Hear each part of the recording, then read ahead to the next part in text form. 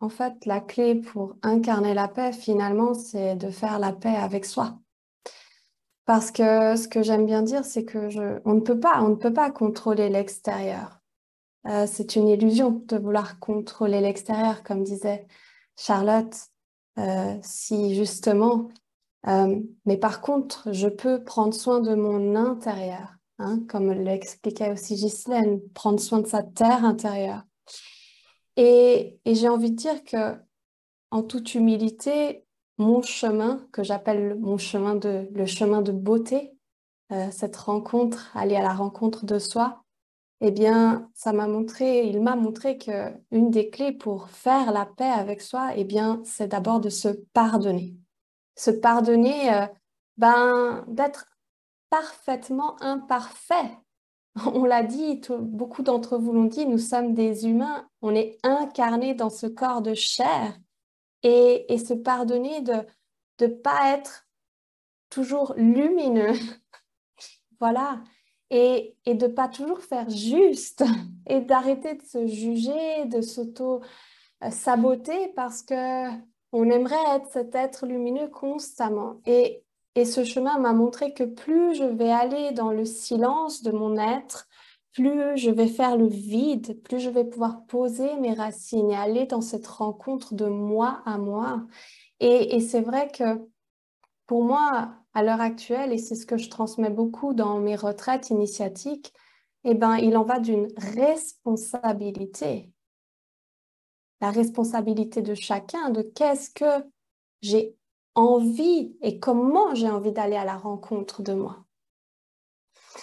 Et aujourd'hui, en me posant cette question de cette fameuse clé, moi, à part ça, je travaille beaucoup avec les annales akashiques, les mémoires akashiques. Et je me suis dit, mais qui d'autre que les maîtres de l'akasha pourrait répondre à cette question? Et c'est ce que j'avais envie de partager avec vous ce soir.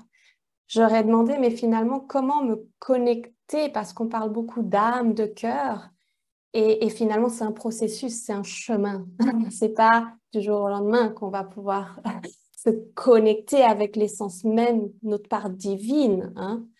Euh, et j'aurais demandé, mais finalement, qu'est-ce que c'est cette âme du monde? Et je vais simplement vous lire ça parce que je pense que les mots partagés leurs vibrations veulent tout dire. L'âme du monde est une force qui régit l'univers, une force d'amour qui irradie tout ce qu'elle touche.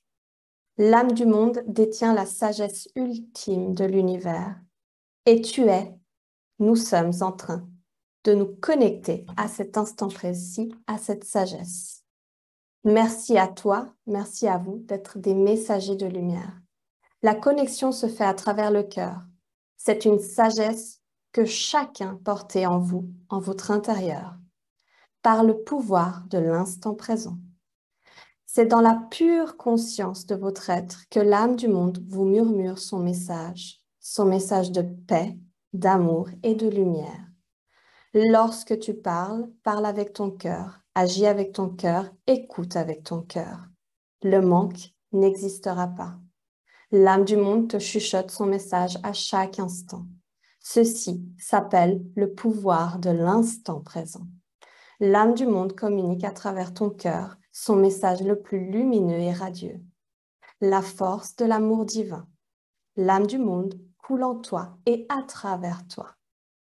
Elle connaît ton langage et s'y connectera. Le langage de l'amour est un langage universel que tous les cœurs peuvent comprendre par-delà les mots. L'âme du monde te voit, t'entend à chaque instant. Ouvre-toi à sa sagesse et tes rêves les plus fous se réaliseront. Âme du monde, cœur de l'univers, je me connecte à toi ici et maintenant. Pour moi, ça veut tout dire et c'est à cet instant précis que je réalise que, en fait, je suis le coffre, je suis le trésor et je suis la clé.